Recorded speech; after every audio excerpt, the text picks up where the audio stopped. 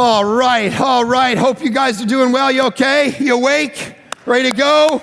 All right. Here we go. Psalm chapter 4. This one's no joke. If you're new, welcome. My name is Mark. I'm a senior pastor, teaching pastor here at Village Church. Really good to have you across all of our sites. We are really jacked about what God is doing at our church. And we are going through the book of Psalms, the first 41 chapters through this amazing book. It's a song book. It's a book that hits a ton of stuff that's just real life. And in this psalm, we're going to hit a kind of distress psalm. There are 7 types of psalms actually in the book of Psalms. There are hymns, laments, thanksgiving, confidence, remembrance, wisdom, and kingship. And Psalm 4 is one of lament and confidence that kind of comes together and does this thing where it moves, as we're going to see, just like life, from distress. And then if we've got the right perspective and we know the right things about God and who He is and what He's doing in our life, it moves from distress to joy, to absolute security, to a point where we can rest our head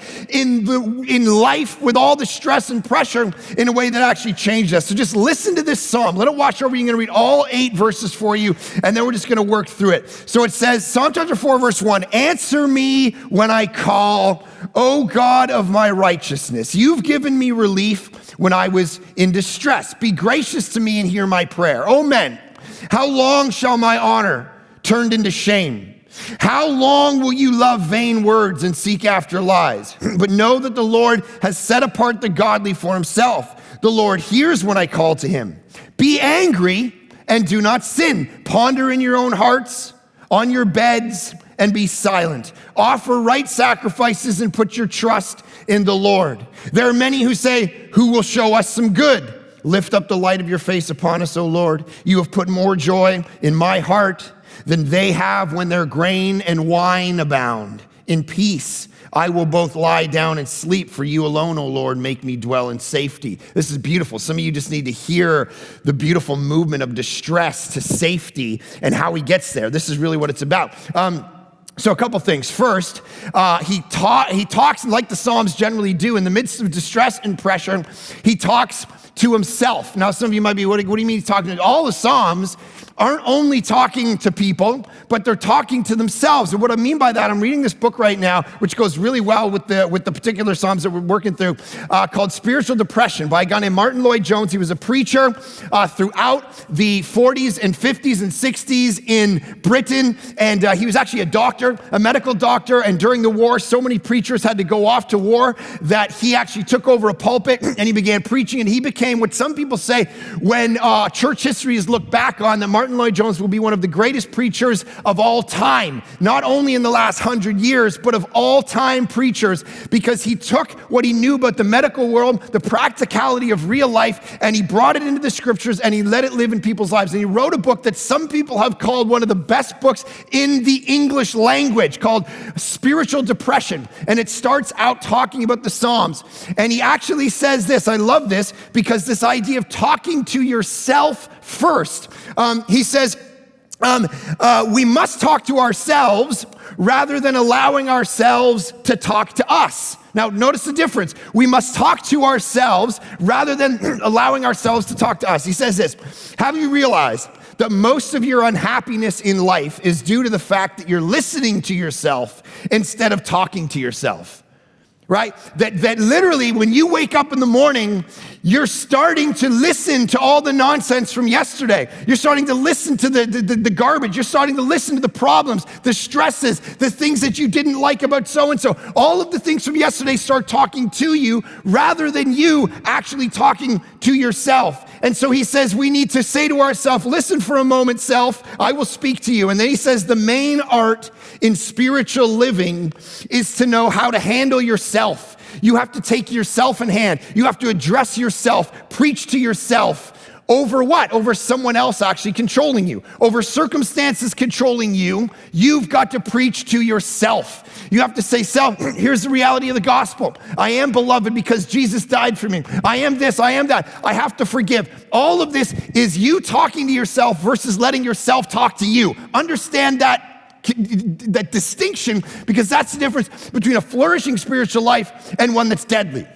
And so here's the reality. He not only talks to himself, though, then he talks to God. So verse 1, he says, answer me when I call, O God of my righteousness. And the thing you got to understand about this prayer is that it's what's called an evening prayer. If you look at verse 8, he says, in peace I will both lie down and sleep, for you alone, O Lord, make me dwell in safety. So he's going, I'm going to go to sleep now. This is an evening prayer. When I first became a Christian, I found this song. And every single night, I would literally take out it was called the New Jerusalem Bible. It was this thick. I have no idea where I got it. And I would go down on my floor in my bedroom at night, and I would light candles, all right, because I wanted to be like John Calvin or something, all right? And I would sit around and I would read this prayer every single night. Answer me, I call, O God of my righteousness. You've given me relief when I was in distress. And I'd go on and on about the idea that here I am now laying down in my bed, as verse 4 talks about, be angry and do not sin. Ponder in your own hearts on your beds and be silent. In peace I will both lie down and sleep. All right, I want to sleep in peace in the midst of the difficulties of my life, over the distress of my day. And yet here I am at the end of my day and I'm praying. And what I need to get through tomorrow is a perspective that everything that happened in my day, all the stress, all the nonsense, is actually seen through a filter where I can have total confidence in you. That's what he's trying to do. And so it's like putting 3D glasses on, and then you're experiencing all of life through this particular filter where you've got these glasses on where you're going, everything that happened to me today, as I go to sleep now, I got to see it in light of you. So that's what I was doing. So he says these beautiful things. Answer me when I call, O God of my righteousness. You have given me relief, verse 1, when I was in distress. Be gracious to me and hear my prayer. So here's what he does. First thing, he says, answer me. I want you to answer me. 33 times the word prayer is used in the Psalms. And he says, I want you to actually answer me. I want you to hear me. Now, here's the fascinating fact about it. We need to not hear. He assumes that God doesn't always hear him. Now, I want to freak you out for a minute because I think you guys are too comfortable in life, in your Christianity. All right? I think you think God always hears you. But the Bible rocks us a bit, all right? It doesn't give us this Canadian nicety thing, all right, where everyone's, hey, God is only this and he's only that, and don't worry, everyone, we're Canadian, so sorry, and everybody's so nice all the time. And don't worry about it. You just throw up some prayers. God always hears you. God always answers you. Let me mess you up a little bit for your life. Listen. 2 passages that haunt me constantly. Isaiah chapter 1, verse 15 says this. He's talking to Israel, who's been totally unfaithful to him, and he says this. When you spread out your hands, I will hide my eyes from you. Even though you make many prayers, listen, I will not listen. Your hands are full of blood. Okay, so he says, you have not done justice. So when you bring me sacrifices, when you bring me worship, when you bring me prayers, here's the crazy part, I'm not going to listen to you. All right? Issue number 1. Then James chapter 1 says this. Fascinating, actually, in the book of James. He goes through the life of righteous people in chapter 1. Chapter 2, chapter 3, chapter 4, faith is connected to works. And then by the time he gets to chapter 5, he says this, last chapter in James. Is anyone among you suffering? Let him pray. Is anyone cheerful? Let him sing praise. Is anyone among you sick? Let him call for the elders of the church and let them pray over him, anointing him with oil in the name of the Lord. And the prayer of faith will save the one who's sick. And then he says this in verse 16. The prayer of a righteous person has great power as it is working. And so Isaiah says, you've been unjust and I'm not going to listen to you. James says that a prayer of a righteous person works, meaning there's this relationship between God answering prayer and righteousness. He's right. This is God going, listen, I'm not just, you can't live your life as a hypocrite, as a sinful person who's full of sin in their life, and then expect me to come in power and answer your prayer. That's hypocrisy. That's not the way this works. Listen, we think of God sometimes as the I Dream of Genie lady, all right? Where the genie's in the bottle, all right, which was obviously that show was the male dream, right? Because Jeannie's just in there, and whenever we want her, we just rub the little bottle, and she's like, "Prick," and then she goes, "What do you need, master?" Right? That's legit.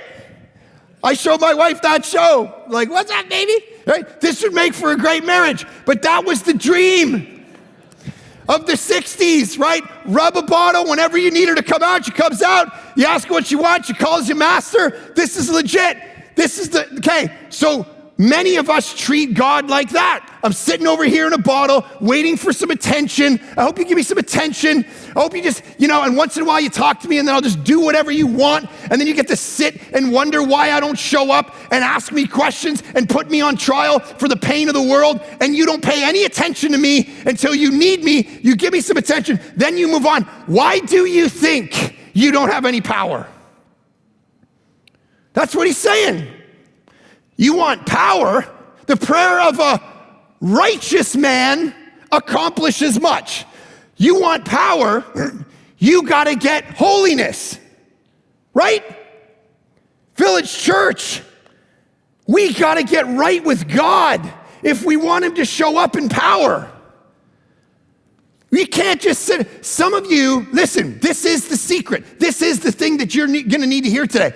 You are hoping God shows up in power to save your family, to save your kids, to save your coworkers, to save our city, to do a crazy big move of God. You're wanting that, but you don't try to go after the holiness that God is saying it's connected to. Maybe God is waiting on us. Maybe there's unaddressed sin in the camp. Over and over and over again. You know when God shows up in power? It's not when we got our guy in the White House or we got our guy in Ottawa in Parliament. It's not when you get political leaders that have Christian values. You want to know when God shows up in power? Study revivals all the way back to the Old Testament. You know when he shows up in power? Like supernatural power where you start to see amazing things every time? It's when the people of God have no power and they get marginalized. It's Egypt. It's Babylon. It's the Roman Empire. Look at, we can just go through a whole study of this. Look at Joseph. Joseph is totally a disaster. He's a mess. He's in prison. And what happens? He has no power. He's marginalized. What happens? He starts to dream dreams.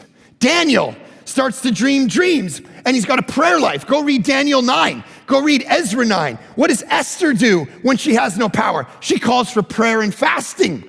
Prayer, fasting, the supernatural. You want to know what happens when culture becomes more secular? God shows up more supernaturally. That's what happens. So all of us are like, hey, the world's turning secular. What an opportunity for you to get a prayer life. What an opportunity for you to start to see miracles happen.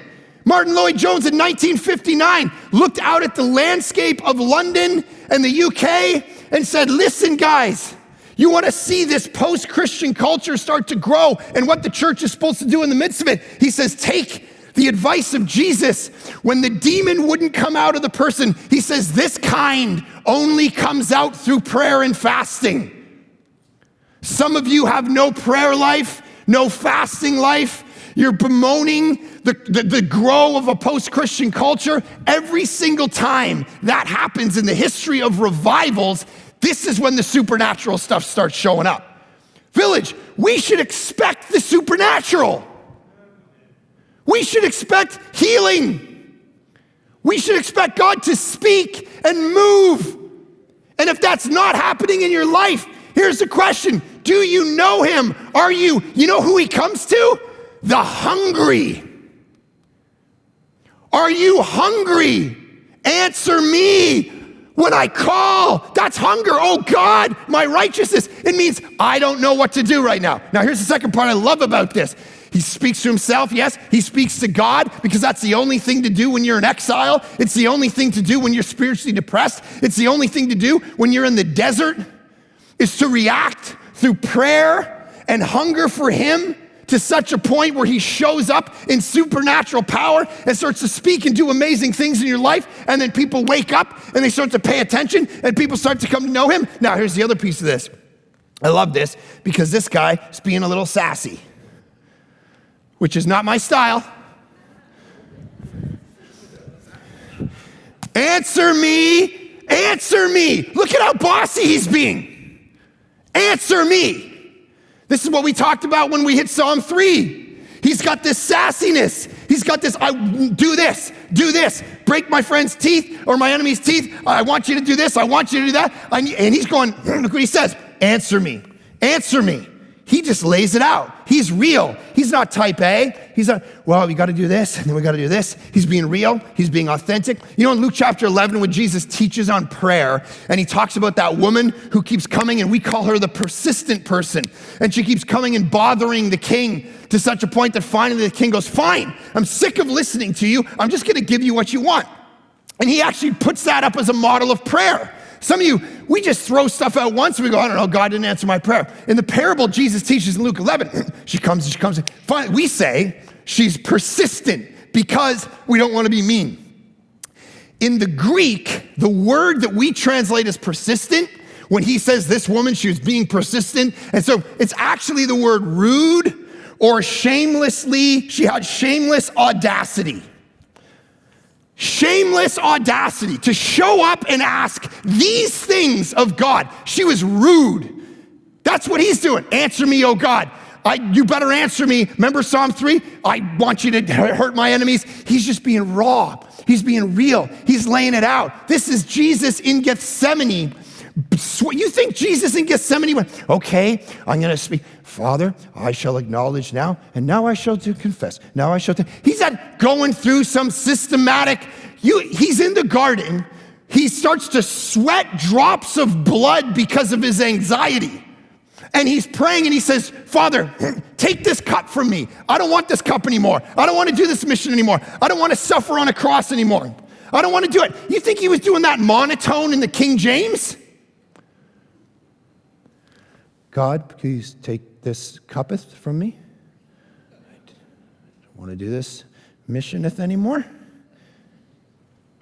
No, man, that guy, he was pleading, yelling, sweating, freaking out.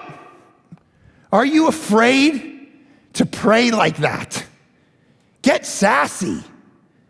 Throw a hashtag on that right there. Get sassy.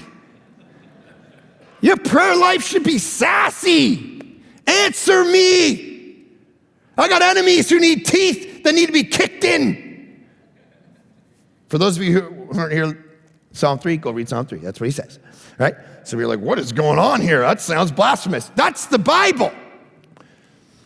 Now, underline that word, answer me, because you know why you can be sure he's going to answer you? You want to see the beauty of Jesus Christ? You know why you can know he's going to answer you? Because he didn't answer Jesus for you. See, if a righteous life means he answers you, you're never going to be answered because you don't have a righteous life. Your life's a wreck. You are sinful, and if you're new to Village, I'm sorry, but you're going to hear that every week because you are. You're narcissistic, turned in on yourself. It's all about you. You're by definition sinful. And therefore, never should a prayer be answered for you. But here's the beautiful thing of the gospel. There's a man who came, his name was Jesus, 2,000 years ago, who was righteous, and his prayer didn't get answered because he asked that the cup of judgment would pass from him and go to somebody else because he didn't want to do this anymore. And when he was up on the cross, he said, my God, what? Why have you what? Forsaken me. You didn't listen to my prayer. You didn't answer my prayer. I'm the most righteous person that's ever lived. If anybody should have a prayer answered, it's me, and you ignored me. And that is why he'll answer you. Because Jesus took your place. He took the place of the one who didn't get answered so that you would get answered. You know, when Jesus is talking about prayer and he's like, remember in the Sermon on the Mount, he's like, hey, you got to ask God for stuff. And then he goes, if your child came to you and asked you for a fish and asked you for an egg, would you give them a snake? Would you give them a scorpion? And then he says, no, a good father would never do that. And then he says, you being evil, you wouldn't even do that. So imagine what the Heavenly Father. See, here's the beautiful thing about the gospel. When you're reading that story, see, when you get to the end, Jesus Christ asks his Father for a fish, and he gets a scorpion. He gets a snake. God, give me the fish, give me the egg. And the Father goes, no, you get the snake, you get the scorpion, you get the cross, you get the suffering. Why? So that I can give everybody else the fish and the egg. So I can give everybody else the blessing that you deserve, but you're going to take wrath in their place. This is why 2 Corinthians talks about the idea of what Martin Luther calls the great exchange. He who knew no sin became sin so that we who are sinful might become the righteousness of God. This is his whole point. Answer me. Why is he going to answer you? Because he didn't answer Jesus. And then he says this, answer me when I call, O God of my righteousness. You have given me relief when I was in distress. I'm going to come back to distress. I want to land on distress, and I want to introduce you to a new friend of mine in a little bit. Be gracious to me. Underline that word, be gracious to me. That's the word grace. Grace is undeserved favor, right? It's the thing that you are caught like I went across the border a few weeks ago with my family, and we're in Blaine, and we're going to get something from the bank, and we hit this like four-way stop, which I guess was a four-way stop, but I didn't know that. And I kind of rolled up to it, and I kind of stopped, whatever, and then I kind of kept rolling, and then a cop car pulled me over. I got my kids, and the guy comes up, right, I'm being a good role model. I'm, yes, officer. All right, he's like, hey, you just rolled through that four-way. And my argument, I'm not saying I was ever going to be a lawyer, my argument was, I'm from Canada. At which point, without even hesitating, he goes, they don't have stop signs in Canada?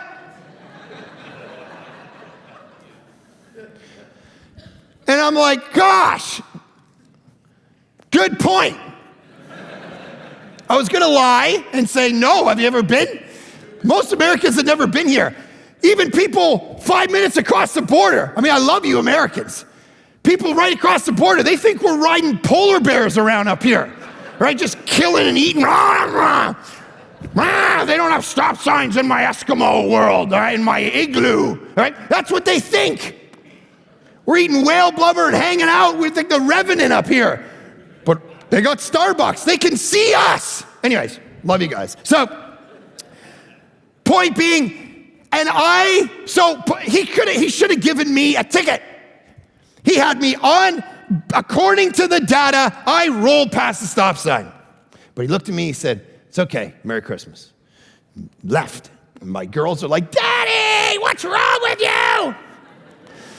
He had you dead to rights and he let you off. That's what this guy's saying. Be gracious to me. I know you've caught me red-handed. I know there's no good reason to love me. I know there's no good reason to save me. But please, just because you're good, let me off. That's what he's saying. And then he says, oh men, how long shall my honor be turned into shame? That's verse 2.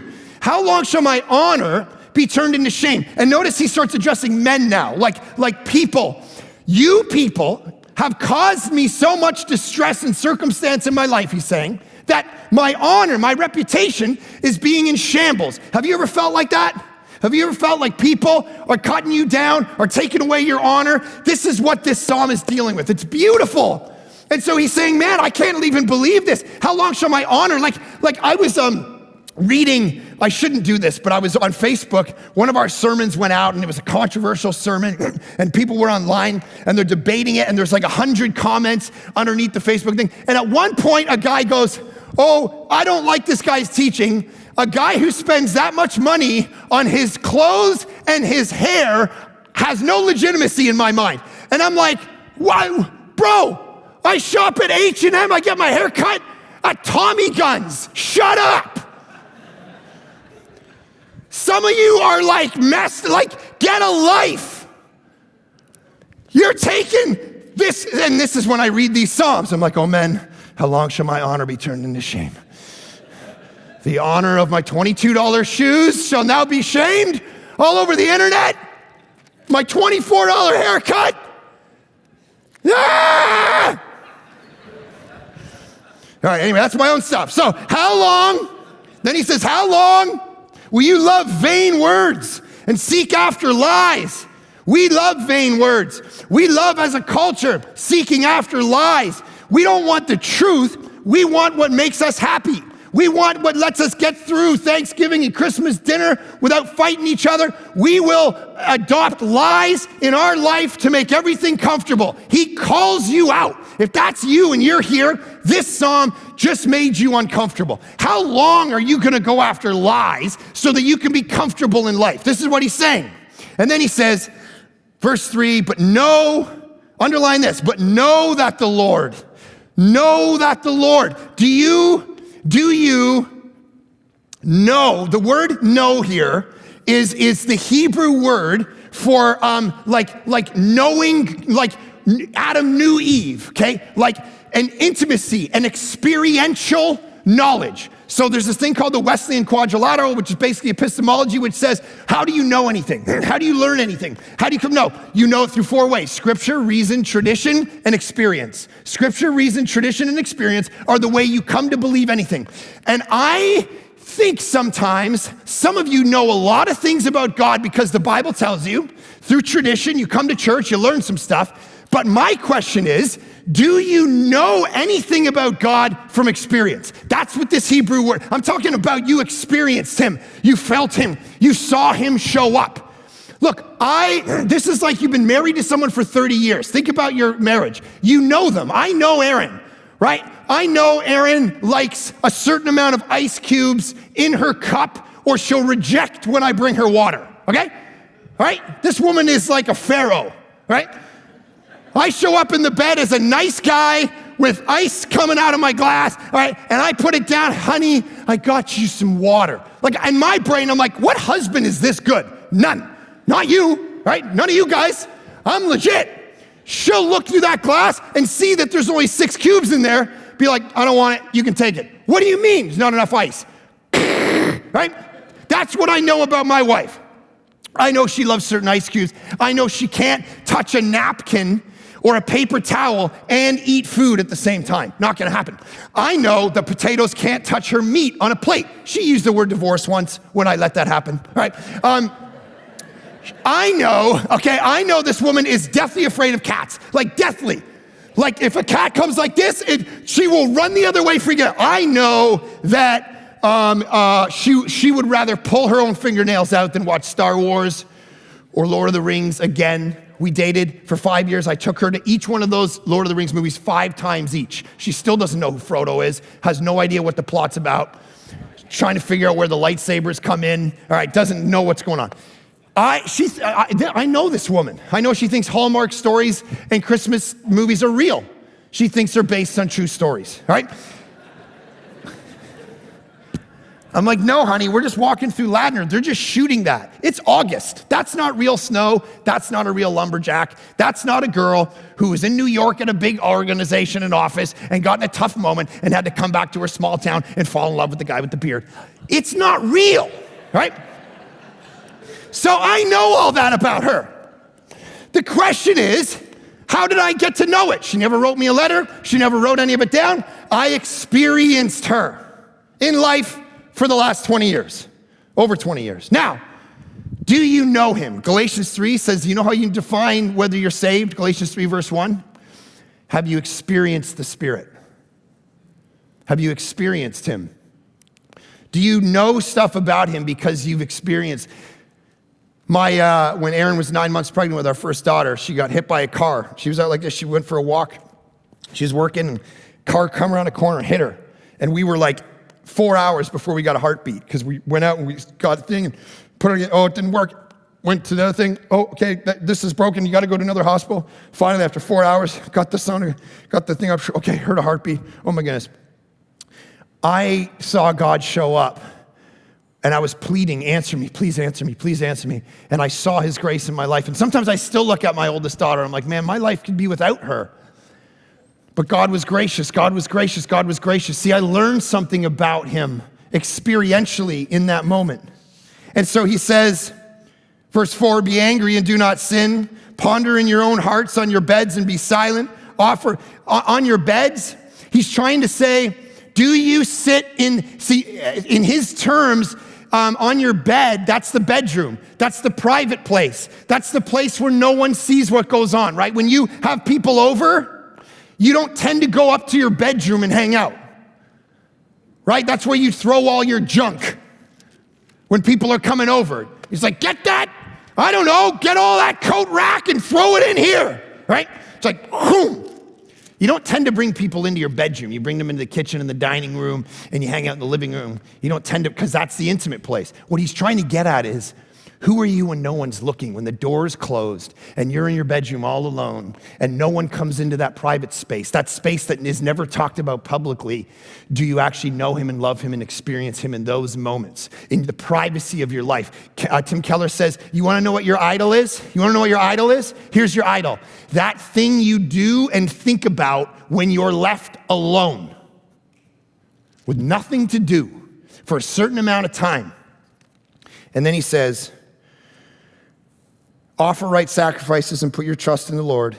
There are many who say, look at verse 6. There are many who say, who will show us some good? I love this. Who will show us some good? You know what he's saying? These are people shopping for a God, and they're saying, which God of the pantheon of different gods in ancient Israel, among all the options, the Egyptian ones, the Assyrian ones, the Babylonian, which one will do for me some good stuff? Which God will serve me, because that's the God I'm going to serve? This is classic modern Christianity. This is people shopping for a church. Oh, which church is going to bring me some good? Which one has a men's ministry and a women's ministry and a youth ministry? I remember when we first started Village Church, I was reflecting today as I was watching a bunch of people volunteer. Thank you for volunteering. Thank you for making this happen.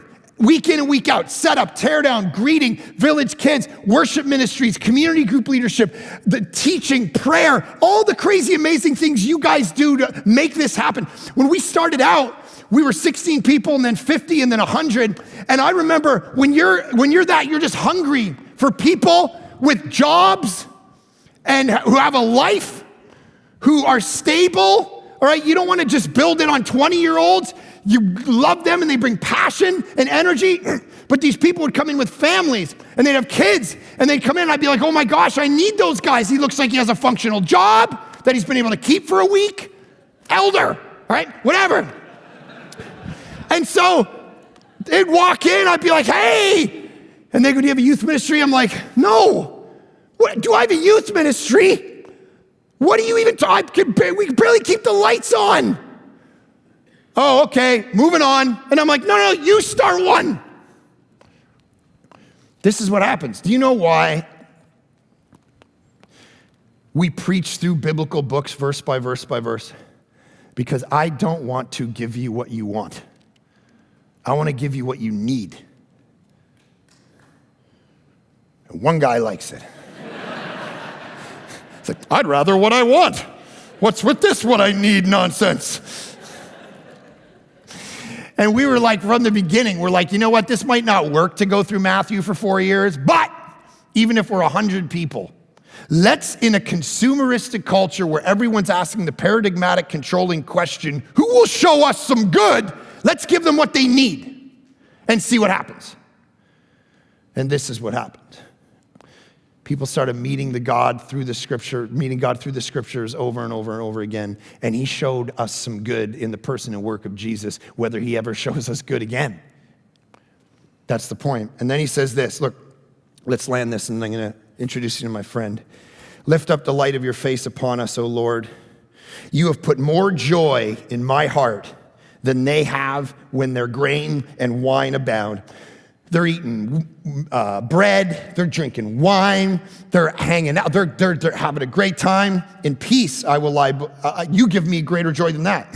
So much so that in peace, underline that word, I will both lie down and sleep. For you alone, O Lord, make me dwell in safety. Make me dwell in safety. Here's the journey of this psalm. Distress, pain, difficulty, questions, to joy and contentment and safety in who God is. So I want to introduce you to my friend Debbie. Come on out, Debbie. Why don't you, she's scared, so why don't you just give her a hand and welcome Debbie. Come on out here.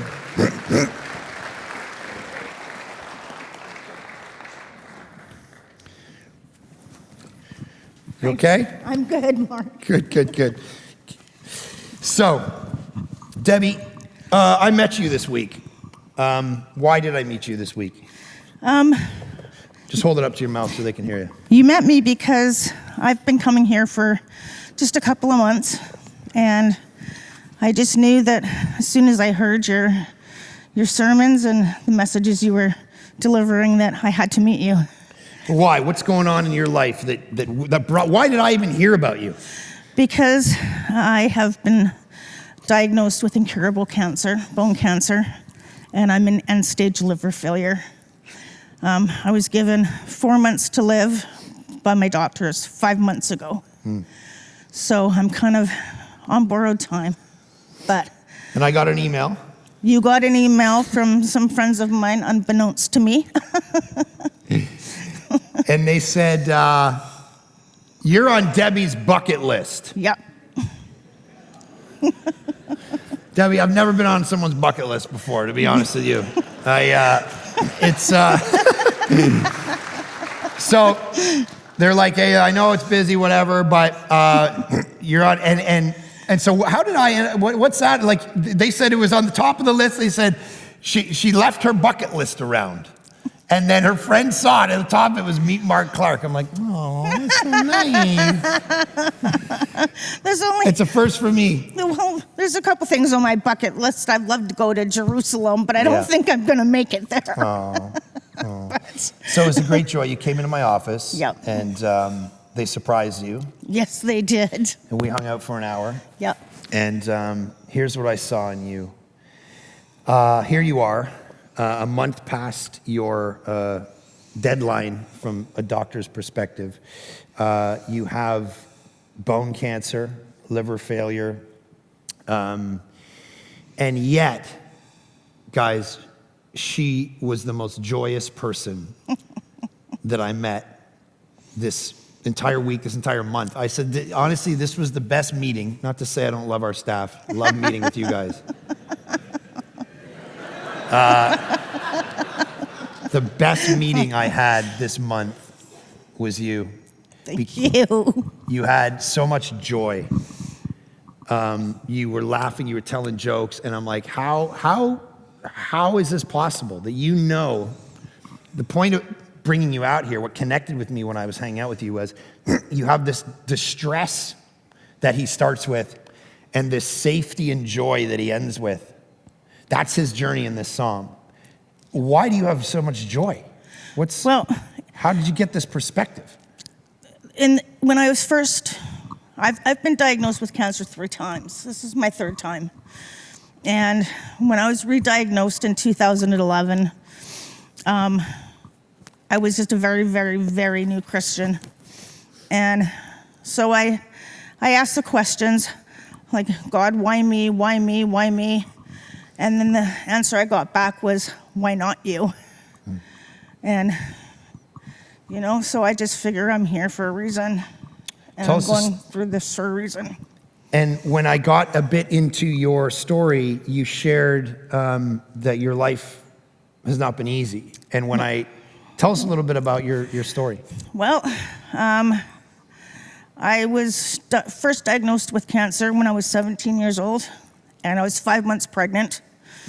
And tell us about the family you were born into. I was adopted, and when I was 13, actually, I got into a little bit of trouble with some shoplifting and stuff, and my adoptive parents relinquished their rights, and I was brought up as a ward of the court. So the government was my parents, basically. And I ended up pregnant at 17 with cancer. And I was given the choice of having chemotherapy and risk losing the baby, or not having surgery, and I was going to die. And so, of course, we went with surgery. Thankfully, my baby was born healthy. 4 months later, I tried to raise her for a year, but I was still too sick. I was only 17. So I gave her up for adoption. But when she was 26 years old, we were reunited. So I've had a relationship with her now she's 32 now. It's beautiful. Yes, and I've had another child since then, and he's 24. Right. And he's a special needs child. He has autism and ADHD, but he's the absolute highlight of my life. He's such an amazing kid. That's awesome. Yeah. And so tell us your faith journey. Well, growing up, there was never, my parents, I guess they're atheists. They don't really believe in anything. My sister actually is, she's quite a bit older than me. But when she was 17, she kind of sort of ran away from home and went to Didsbury, Alberta, to Mountain View Bible College and became a missionary. And for the past 30 years, she's been a missionary in Italy. And but you became a Christian when those people took you, the people that were missionaries. well, no, I became a Christian because I actually fell into drug addiction. Right. And in 2011, I was a heroin addict for 2 years. And I ended up in a recovery house, and eventually ended up running that recovery house as the office manager.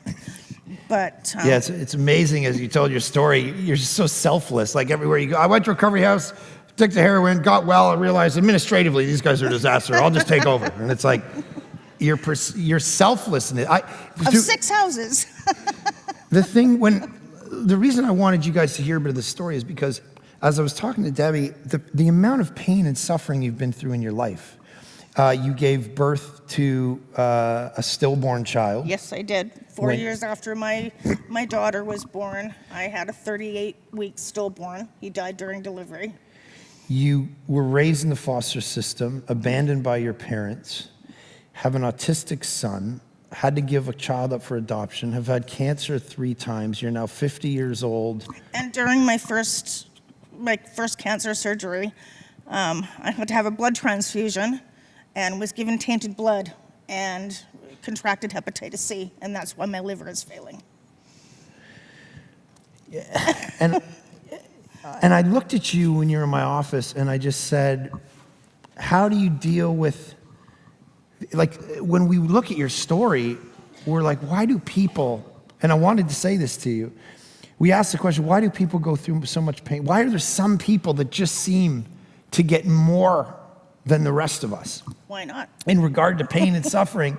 And one of the theologians I was reading was talking about the idea that they're strong enough to bear it. I don't always feel that strong, but I know. So you're 50 years old. I just turned 50 on yesterday. Actually. Oh, really? Yes. Happy birthday. Give it up. Beautiful. You're 50 years old. You're at the end of your life, barring God healing you, and we believe that He can. We're trying for a 3-year plan. Right. What would be words of advice for us who are looking at your story? I mean, the joy that you have is incredible. I don't even know if it's words of advice, but I just know that since I've become a Christian, that I know that, now that I know that my life is going to be shortened quite a bit, that I know where I'm going, and it's such an amazing place. And I'm going to be there to get everybody else's mansions ready with welcome home signs. I love your perspective. Let me just pray for you. Father, we are grateful that we have Psalms like this that take us from distress and pain and agony to joy and safety.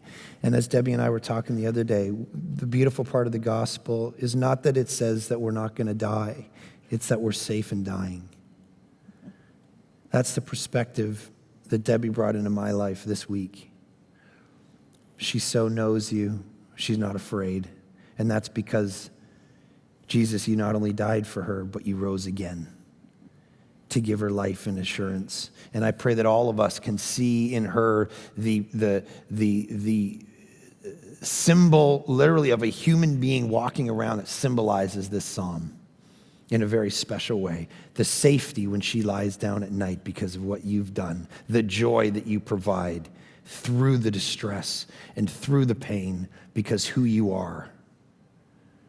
Lord God, use her life in a powerful way to encourage us. In Jesus' great name we pray. Amen. Why don't we give it up for Debbie? Thank you so much.